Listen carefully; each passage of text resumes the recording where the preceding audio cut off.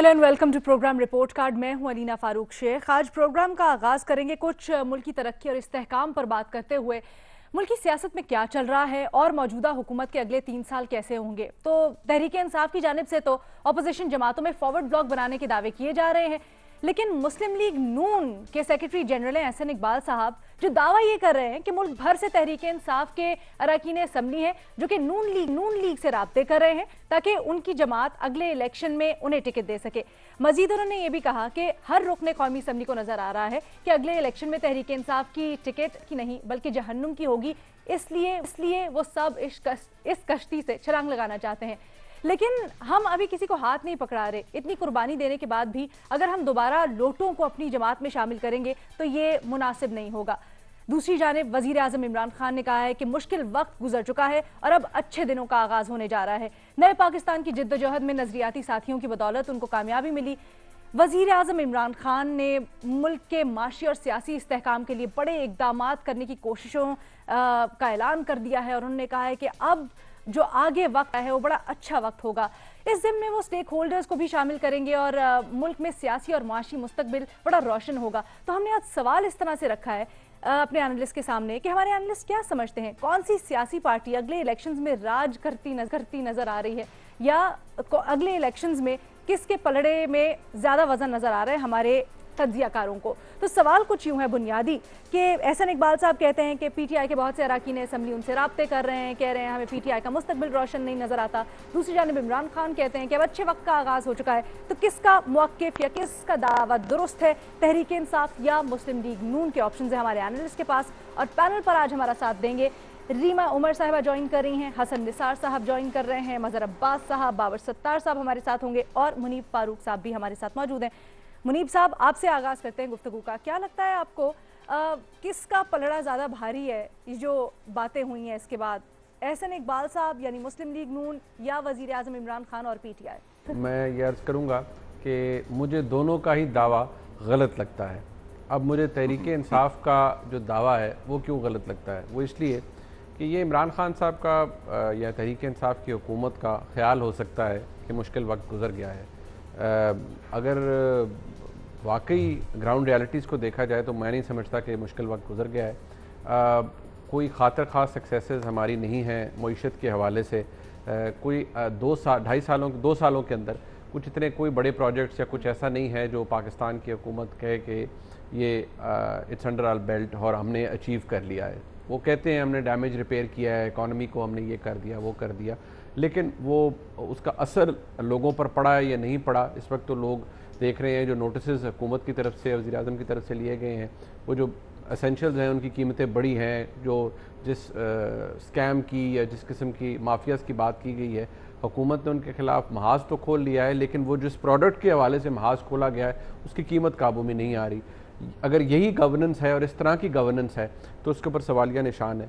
उन्होंने फरमाया कि नज़रियाती साथियों के साथ होने से कामयाबी मिली, तो कौन से नज़रियाती साथी? खुसरो बख्तियार साहब नज़रियाती साथी हैं, रज़ाक दाऊद साहब नज़रियाती साथी हैं, हफीज़ शेख साहब नज़रियाती साथी हैं, नदीम बाबर साहब नज़रियाती साथी हैं। ज़रा नज़रियाती साथी जो है इसकी डेफिनेशन भी फिर इमरान खान साहब आइडेंटिफाई करके बताएं कि कौन से नज़रियाती साथी हैं जो इस हुकूमत के अंदर बहुत इंस्ट्रूमेंटल रहे टारगेट्स अचीव करने में और कामयाबी दिलाने में। ज़रा एक तो बात ये हो जाए, ये भी कुछ नहीं कह सकते। ये अच्छा वक्त उसी वक्त तक है जब हुकूमत किसी जगह पर मौजूद है और उसे ख़ास हद तक ताउन हासिल है, एक ख़ास किस्म का ताउन। जहाँ तक बात मुस्लिम लीग नून की है तो ये एहसन इकबाल साहब का कहना कि हम अभी हम किसी को हाथ नहीं पकड़ा रहे और आधे जो हैं वो हमसे राब्ते में हैं। देखिए, ये हाथ भी पकड़ाएंगे, ना सिर्फ हाथ पकड़ाएंगे बल्कि गले पड़ेंगे और उनको अपने साथ मिलाएंगे। इंशाल्लाह अगर हुकूमत आई तो ऐसे ही जो टर्न कोट्स हैं, लोटे हैं, उनको अपने साथ बिठाएंगे, खाना भी खिलाएंगे, उनकी मिन्नतें भी करेंगे, उनको अपने टिकट भी देंगे और हुकूमतें भी दोबारा बनाएंगे। तो मेरे लिए तो ये बात बड़ी अजीब लगती है कि हम हाथ नहीं पकड़ाएंगे। ये बिल्कुल सारे काम वही करेंगे, कुछ तब्दील नहीं करेंगे। दोनों को अपनी अपनी पोजीशन जो है उसको ज़रा सोचना चाहिए और बाकी जितना कम कहा जाए उतना बेहतर है मेरे और आपके लिए। ठीक है, रीमा उमर साहिबा। जी लीना, मैं भी मुनीब से एग्री करूंगी। दोनों का दावा दुरुस्त नहीं है और मैं ऐड करूंगी बात कि अक्सर जब हम लोग असेस करते हैं पीटीआई की परफॉर्मेंस तो हम कहते हैं कि वो अपना नज़रिया जो था उससे वो जो है नज़रियाती लोग जो है पार्टी से अलग हो गए हैं, उनको जो है इम्पोर्टेंस नहीं दी जाती और पीटीआई अपने नज़रिए से हट गई। मुझे ऑनेस्टली समझ नहीं आती कि पीटीआई का नज़रिया क्या था। तब्दीली एक नज़रिए का नाम तो नहीं है, आपको बताना है कि किस तरह की तब्दीली आप चाहते हैं। और हर कोई दावा करता है कि वो बेहतरी की तब्दीली चाहते हैं, लेकिन उसके जो स्पेसिफिक्स थे वो पीटीआई के हमेशा मेरी नज़र में बहुत वेग थे। तो ये कहना कि पीटीआई अपना नज़रिया जो है उससे हट गई है, वो भी मुझे तो ये बात समझ नहीं आती। दूसरी बात, वही मुनीर की बात आगे लेके जाते हुए, पीटीआई के अपने जो सीनियर लीडर्स हैं वो अब एडमिट करते हैं कि अगर इस वक्त फ्री एंड फेयर इलेक्शंस हो तो उनके लिए बहुत मसला होगा, खास तौर पे पंजाब में, क्योंकि उनकी परफॉर्मेंस अच्छी नहीं रही। और अब 2 साल जो सेस सब कर रहे हैं पीटीआई के, कोई भी उनको बहुत ज़्यादा अच्छे नंबर नहीं दे रहा उनकी परफॉर्मेंस पे। लेकिन पाकिस्तान में जो इलेक्शंस हैं वो परफॉर्मेंस की सिर्फ बेसिस पे तो नहीं जीते जाते या हारे जाते। तो जब तक वो फैक्टर्स नहीं बदलेंगे तो जो इलेक्टेबल्स हैं वो भी समझते हैं सियासत को, वो क्यों किसी और पार्टी के पास जाएंगे। ठीक है हसन निसार साहब, बुनियादी सवाल का तो आप जवाब देंगे ही, लेकिन ये जो वजीर आज़म इमरान खान कहते हैं कि नए पाकिस्तान की जिद्दोजहद में नजरियाती साथियों की बदौलत कामयाबी मिली, आपसे बेहतर इसके ऊपर कोई कमेंट नहीं कर सकता, इस पर भी रोशनी डालिए जरा। पॉलिटिकल साइंटिस्ट जो कह रहे हैं मैं वो अर्ज कर रहा हूँ कि नजरियाती सियासत तो पूरी दुनिया में कब की खत्म हो चुकी है। अनफॉर्चुनेटली हमारे सियासतदानों तक अभी ये खबर नहीं पहुंची है। मुंह उठा के वो नवाज शरीफ भी कहते फिरते थे मैं नजरियाती हो गया हूं। वो नजरियाती तो कब का मरमरा चुका कारोबार। अच्छा, it's a different world today. अगली बात यह है कि अब तक की सूरत हाल, तादम तहरीर जिसे कहते हैं या तादम तकरीर, बज़ाहिर एहसन इकबाल दुरुस्त लगता है, माइनस ये जन्नत जहन्नुम वाली स्टूपिड सी बात। ठीक है, ये जन्नत जहन्नुम वाला खेल नहीं है। इनको शायद लगता होगा आजकल ये जहन्नुम से गुजर रहे हैं, पहले ये जन्नत में बैठे थे, इक़्तिदार इनके लिए यही कुछ है। एनीवे, रह गया वज़ीर आज़म की तरफ से अच्छे दिनों की खुशखबरी। तो मैंने 2-3-4 रिपोर्ट्स ऐसी देखी हैं जिनके बहुत पॉजिटिव इंडिकेटर्स उसमें दिखाई दिए। लेकिन बहरहाल वज़ीर आज़म ने अच्छे दिनों की खुशखबरी दी है तो भाई ना घोड़ा दूर ना मैदान दूर, साल एक और देख लेते हैं। अच्छा, इसमें एक चीज़ मैं और ऐड कर दूं, मैंने रिसेंटली ना रिविजिट किया अपने ख्यालों को। इमरान की एक, हर बंदे की एक तारीख होती है, एक माजी होता है। इमरान ने खेल के मैदान में, सेहत में, तालीम में, मैं नंबर वगैरह की बात कर रहा हूँ, हर मैदान में सरप्राइजेस दिए। मेजॉरिटी ने, स्वीपिंग मेजॉरिटी ने हमेशा कहा ये वायबल ही नहीं है। अच्छा, अब वो इतने सरप्राइजेस के बाद अगर अब भी सरप्राइज दे सके तो मैं तो उसका इंतजार करूंगा। रह गया हसन इकबाल, तो आप देख लिया करें जब दो बंदों का मुआवजा करते, वो तो एक महज एक प्यादा है। हसन इकबाल तो बेचारा ना 3 में ना 13 में, वो कम से कम आसिफ जरदारी साहब, नवाज शरीफ, शहबाज शरीफ बात करें, वो तो बेचारा अहम ही एक ऑल्सो रैंड टाइप एक आइटम है, उसको छोड़ें आप। बाकी देख लेते हैं, अगर वो खबर में दम होगा साल में खुल के सामने आ जाएगा, वरना बद से बदतर नजर आएगा आपको। परेशानी की क्या बात है इसमें? नजरियाती वाली बात इंतहाई लग़्व है। ये लाइल्मी की इंतहा है। ठीक, बस जी, ठीक। बाबर सत्तार साहब की जानिब चलते हैं। बाबर साहब, कहा जा रहा है कि नैब कवानीन में जो तरमीम लाई जा रही है उसके ऊपर मुज़ाकरात भी होंगे, उसके बाद FATF, इससे ये रिजल्ट्स मिलने का इम्कान है कि शायद पाकिस्तान की सम दुरुस्त हो सके और माशी इस्तेहकाम एटलीस्ट आ सके। आपको क्या लगता है?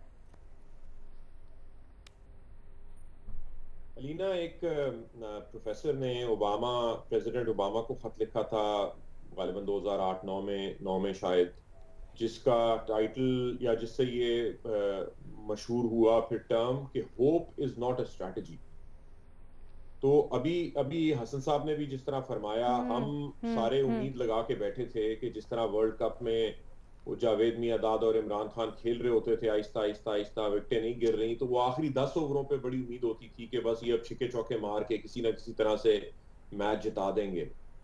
लेकिन अनफॉर्चुनेटली एक क्रिकेट का मैच जीतना और एक मुल्क को चलाना, इसमें काफी फर्क है। बड़ा कॉम्प्लेक्स प्रोसेस है मुल्कों का। इन्होंने कहा था कि सुनामी गवर्नमेंट आएगी, सुनामी लाएगी, वो सुनामी तो आ गई, तबाही बर्बादी तो नजर आई, लेकिन उसके बाद जो दूसरी कहानी थी कि उसके बाद रिकंस्ट्रक्शन का काम स्टार्ट होगा, वो होता नजर नहीं आ रहा। मुझे नहीं पता कि कौन से इंडिकेटर्स हैं जो खुशखबरी की बात करते हैं, लेकिन अगर आप ओवरऑल इकोनॉमी को देखें, ठीक है, ब्लेम करते रहे हम पिछले 50 सालों को, 70 सालों को, 20 सालों को, जितने को भी ब्लेम करें, लेकिन वो रिकंस्ट्रक्शन का प्रोसेस कहाँ से स्टार्ट होना है? क्या कोई इकोनॉमिक इंडिकेटर्स ऐसे हैं? क्या हमारा डेट कम हो रहा है? क्या हमारा टैक्स टू जीडीपी रेशो बढ़ रही है? क्या हमने कोई ऐसी एक्सपोर्ट इंडस्ट्री लगाई जिससे हमारी जो ये डेफिसिट है करंट अकाउंट का हो, बजट का हो, ओवरऑल उसमें कोई कटौती होगी? अब अगर इनके अपने सपोर्टर्स भी ये बात करें कि पीएम हाउस का हमने खर्चा कम कर दिया है, अगर ये हमारा इकोनॉमिक इंडिकेटर है तो उससे भी हमें अंदाजा होना चाहिए कि आगे किस तरह की उम्मीद है।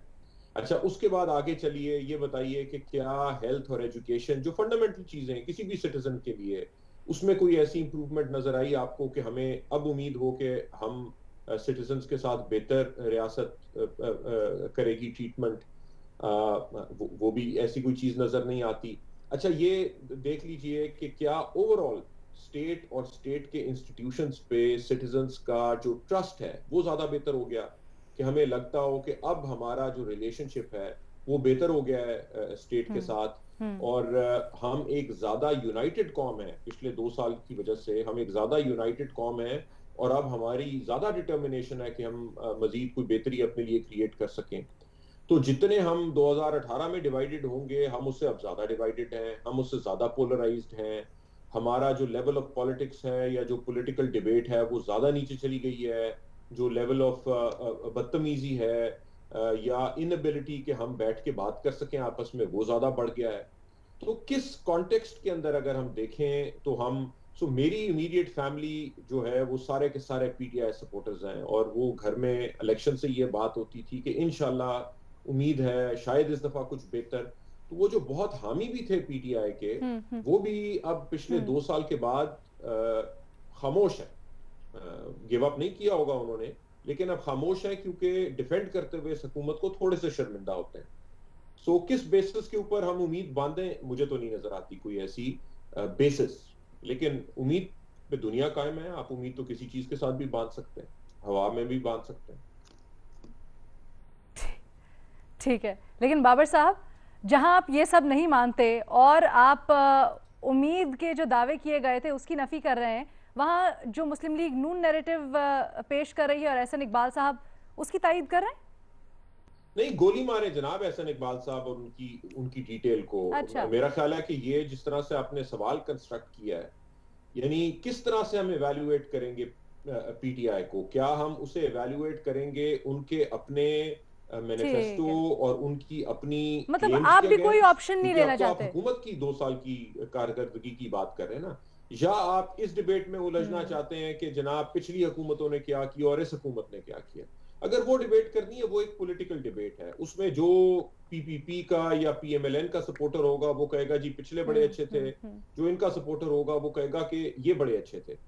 आपने अगर गवर्नमेंट का स्कोर कार्ड निकालना है तो देखिए उन्होंने क्या कहा था हम क्या करेंगे, और फिर देख लीजिए कि उन्होंने उसमें से कितना कुछ किया।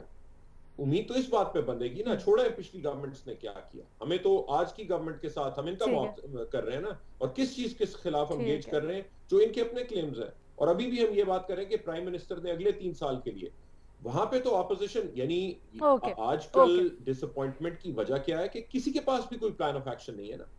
अगर आप देखें ऑपोजिशन पार्टीज को, वो भी कहते हैं कि जी हम इनके खुद ही फेल होने का इंतजार कर रहे हैं, यानी कि वो भी यही चाहते हैं, यानी उनके पास प्लान ऑफ एक्शन नहीं है। वो यही कह रहे हैं कि ये गवर्नमेंट इतनी बुरी है कि ये अपने वजन के नीचे ही जब दबेगी तो फिर हो सकता है हमारा भी चांस लग जाए। तो ये भी कोई प्लान ऑफ एक्शन नहीं है। So that's the unfortunate situation Pakistan is in. ठीक है, मज़हर अब्बास साहब, आपको क्या लगता है? बाबर सत्तार साहब ने दोनों तरफ की पिक्चर्स पेंट की हैं। वो कह रहे हैं जी अगर हुकूमत की कारकर्दगी हम जज नहीं कर सकते 2 सालों में, तो अपोजिशन भी कोई प्लान ऑफ एक्शन दे नहीं रही है। देखिए जी, मेरे लिए तो आज कराची बड़ा मसला है, मेरे लिए एहसन इकबाल बड़ा मसला नहीं है, मेरे लिए इमरान खान बड़ा मसला नहीं है। आज कराची एक समंदर का मंजर पेश कर रहा है, आधा शहर उसके अंदर है इस वक्त, और हमारे यहाँ इस पे कोई सवाल ही नहीं रखा गया। तो ये मेरे लिए तकलीफ दे बात है कि कराची माशी हब जिसको कहते हैं, सब कहते हैं माशी हब, सब कहते हैं मिनी पाकिस्तान, और जिस तरीके से इसको डिबोया जा रहा है, जिस तरीके से इसे लावारिस छोड़ा जा रहा है। आज इमरान खान ने तकरीर की, दो अल्फाज भी उनकी ज़बान से नहीं निकले कराची की कंसर्न के लिए। बिलावल भुट्टो जरदारी गायब हैं कराची से, किधर हैं कराची में, कहाँ घूम रहे हैं, मुराद अली शाह किधर हैं, नासिर शाह जो है वो पेशेंगोई कर रहे हैं कि 1-2 घंटे में कराची दुरुस्त हो जाएगा। सर बर्थडे मना रहे हैं, कैसे दुरुस्त होगा। लेकिन जब आपका माशी हब की ये हालत हो, जब आपकी पोर्ट सिटी की ये हालत हो, जो शहर आपको 60-70% रेवेन्यू देता है उसकी ये हालत हो, तो माशी साइकिल आपका कैसे आगे बढ़ सकता है, मेरी समझ में नहीं आता।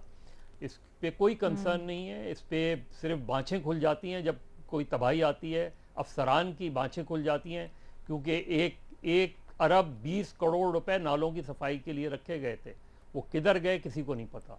बहरहाल देखिए, नज़रियाती पॉलिटिक्स भले ख़त्म हो गई हो, लेकिन राइट और रॉन्ग की पॉलिटिक्स बहरहाल चलती रहती है कि कौन दुरुस्त है और कौन गलत है।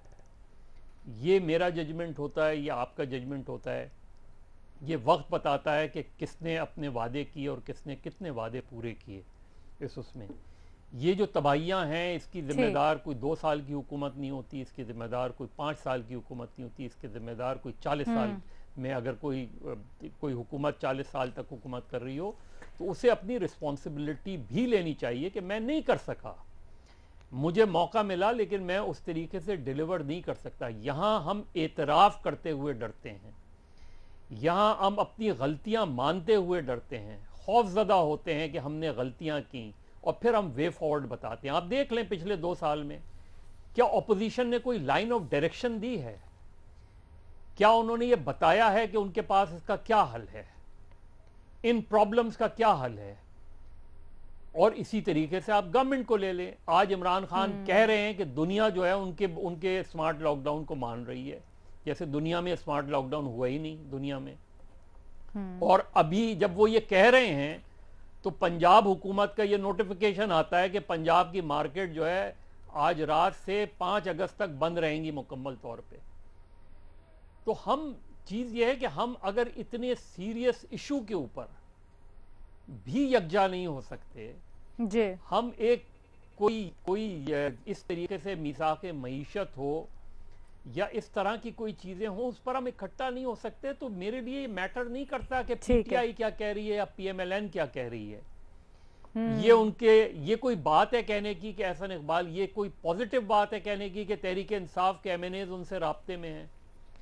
ये मेरे लिहाज से तो ये एक मनफी पॉलिटिक्स है जो आप 90s में करते रहे हैं। अगर आज पीटीआई करती है तो वो भी गलत है। पीटीआई के नजरियाती लोग तो वैसे ही साइड में हो गए हैं, और नजरियाती पॉलिटिक्स भले खत्म हो गई हो, लेकिन नजरिए पर अगर आप कायम रहते हैं, ठीक है, तो आप दरअसल एक डायरेक्शन आपके सामने होती है। और अगर आप किसी नजरिए के बगैर पॉलिटिक्स करते हैं तो दरअसल आप पॉलिटिक्स नहीं कर रहे होते, आप सिर्फ मफादात की बातें कर रहे होते हैं और मफादात की सियासत कर रहे होते हैं। ओके, इसी नोट के ऊपर हम एक छोटी सी ब्रेक लेंगे, उसके बाद दूसरा सवाल रखेंगे एनालिस्ट के सामने।